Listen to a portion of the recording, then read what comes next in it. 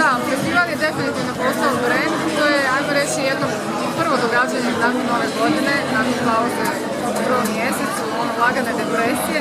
Tako da festival definitivno živi svoju priču. Mene posebno veseli zato što imamo jako puno najava deseci agencija iz Bosne, iz Slovenije, čak i iz Hrvatske koji dolaze za vikend u festival. Festival će trati 4 dana? Ili? 4 dana. 4 dana? Koje su posebnosti festivala ove godine? Imate li možda neke najave? Ove godine nismo išli na cooking show što smo radili do sada. Više smo išli na jednu prezentacijsku priču, znači različiti aspekti kave i čokolade. Tako da imamo putopise iz Istočne Azije, recimo na kave u kulturama.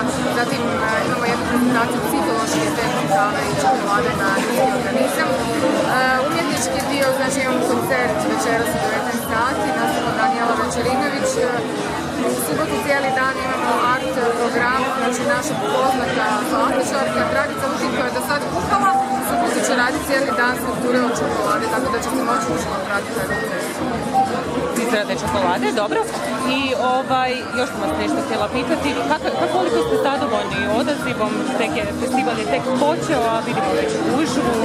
Pa mi zapravo nemamo nekakav osjećaj tih oscilacija, veće posjećenosti manje, zato što svaki puta omogućavamo. Znači, redovi su veliki, posjećenosti velika, tako da mi ne možemo primetiti velike razlike od početka.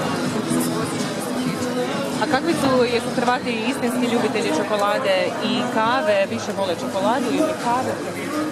Pa je dosta teško zapravo reći. Mislim da vole jako čokoladu jesti, a da kavu ovako ritualno konzumiraju, znači druženje u priču. Ali te dvije priče su dobro nadopune i zato smo napisali.